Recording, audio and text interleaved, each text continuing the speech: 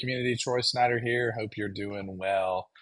Thanks again for joining me today. Hope that I can dispense some good information and helpful to you, whether you're treating or helping people with this, or sexual struggle or betrayal trauma, or you're in that process yourself. I'm trying to create information that can be used for both, and maybe even create some dialogue between you and your helper as you go through this process. Well, one thing I've been doing is I just finished up our first level of training with our CSASI program, and in that mod, we teach about the overview of addiction, sex addiction. We kind of do that first, and one of the things that comes up when we do kind of an overview is we need to include kind of a treatment overview.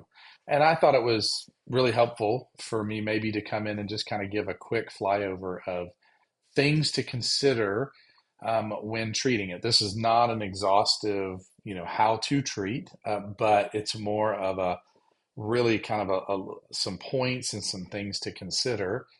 So whether you're in recovery and betrayal trauma yourself, and this may be helpful for you to think through and see if there's places that are maybe missing, or this may be for someone who's working with this and say, oh, I can do that, or that'll be helpful, and start kind of giving you some more clarity to that. So as I was sitting down with this class, I just kind of put these several words down. I'm just going to read them and kind of give some thoughts around them. So I'll say this as the onset: everything is spiritual. We come from a faith perspective, so everything we do is from a Christian perspective. But in starting treatment, and these are not linear, but they're, just think about them as significant parts that have to be in there, some maybe before the others. So I put behavioral, spiritual, emotional, mental, neurobiological, and social. Right. So let me read this again: behavioral, spiritual, emotional, mental, bioneurological, and social. These are some key points that we need to consider. So let's just take a look at them just kind of as a quick overview. Behavioral. So when you're in, and this is going to be more primarily the addict, when you're coming in for addiction, we're not into just everything has to be behavioral modification, because that's not really the problem. But it is something that has to be addressed. So for instance, if I'm struggling with pornography on my phone, then I'm going to have to do some behavioral things to stop feeding the addiction and the problem and the cycle that goes on with that. So it's not uncommon to have some very clear behavioral boundaries that you would have, whether that's locking down the device, not having the device, having software such as Covenant Eyes on your device. Then you do that. You take some behavioral practices, or if you have lots of temptations when you're alone in your room, then we have to do some behavioral changes. Maybe you stay in a different room, or maybe you're never in that room alone, or you leave the door open. There's just some behavioral things that you can do. This doesn't fix the issue, but it's important, because I've seen guys who get really discouraged because they come in and they say, I know it's wrong, and I'm starting to look at the mental and maybe the spiritual, but I don't make any behavioral changes. And that can be problematic. So just something to consider when you're doing treatment. And I say spiritual, everything is spiritual, but I find that in treatment that a guy has to be working at his spiritual life. So they need to be, in the simplest terms, they need to be praying and talking to the Lord about their struggles and their pains, and even just asking him to help me keep these boundaries. I need to be reading and studying his word and his ways, not just about sexuality, but about everything, and see his grace, and see his love, and see his compassion, and care for you. And then I need to be speaking spiritual things one to another. I need that community around me. And that may be in your group, or that may be in your church. There's a variety of different places, but you have to be activating and practicing your spiritual life. And there's a ton of other spiritual disciplines, fasting and silence and solitude and journaling, and there's a lot of them. But you need to practice your spiritual exercises, because that's going to be the help for you in this situation. And then we get into, and again, not linear, but just things we consider emotional. I say emotional before mental because I find that most of my guys have emotions, all of them do, but don't really understand what they are. And if you don't understand what they are or can label them, then you can't figure out where they're coming from. So we begin to start to help them understand the feelings they have using the feelings wheel, the feelings faces, the feeling definitions, and start talking through some of their story and start to see some of the connections to feelings, whether it's from your family of origin stuff or from current situation. And they begin to identify the feelings that they have, which is great because then once they begin to identify the feelings, we ask the question, what are the feelings telling us? Where are the feelings coming from, right? And this is then gets us into our the mental approach, our belief system, our values, and things like that. So, for instance, if a guy says that, I'm really overwhelmed at work and I'm really scared in this situation with my boss, then we can go, okay, well, you've identified what you feel and you've identified some of the things that may be contributing to it.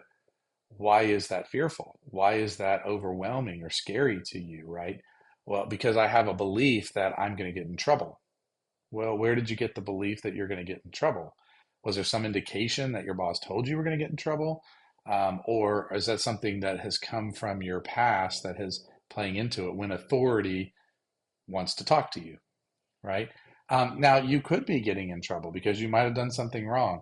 But what happens is that when I perceive that, I have that belief system and I perceive that and I start to feel these things, I then maybe move to try to avoid and do things inappropriate to escape that pain and that possibility. I know that's just an illustration, but once you identify the feelings, then you can mine down and look at the mental beliefs and the situations and the core beliefs that they have. Because when you can identify those core beliefs, then you can really begin to do some change. You can't change what happened to you, but you can change that belief. And so if I walk around and think that I'm no good, we know where that's going to lead when challenging things come. So you got to work on changing that belief to what ultimately what God says about you. And this is why the spiritual part is so important. There's some exercises, not exercises, but there's some real spiritual practices that you can do as the I am statements. Who am I in Christ? What's my true identity? This is the identity I was raised with, but this is my true identity. And we start to reform that or renew that or transform. Remember what the scripture says, the renewing of the mind, right? This is what this is talking about, our belief systems. And we need to get down to that level of belief system so that we can change that. So in the treatment, we've done some behavioral things, we're doing spiritual things, we're identifying emotions, and those are just the gateway to help us understand what's going on in our hearts, our minds. And then we have two other things, and I already kind of alluded to one, but we have the biology and the neurology. We've got to help educate our clients on how this drug of porn or sex and the unhealthy use of it is a drug and affects your body and your neurological system. And so when you educate on this, it starts to give them some understanding and help them not think that they're crazy, and also gives them the understanding that it's going to take some time to kind of recalibrate that biological neurological system, because your body is submissive to you, and if you give it something and it likes it, it's going to want more and more and more and more. And then when you decide to stop, your body doesn't just automatically stop. It's what they call withdrawals, and it doesn't withdraw easily. There's a fight for, I want this, I want this. It's like a toddler sometimes with a cookie. I want it, and so it'll fight until it is put into submission through a variety of other things we've already started to talk about. But moves you down, and you reset your neurobiology and you reset your body. And this is just very powerful when you can really start to understand you have a lot of control with God's help over your body. And then the other thing in treatment is social. And I kind of mentioned this up there in the spiritual, but I need a community. I can't do this alone. I need people that I can bounce things off of.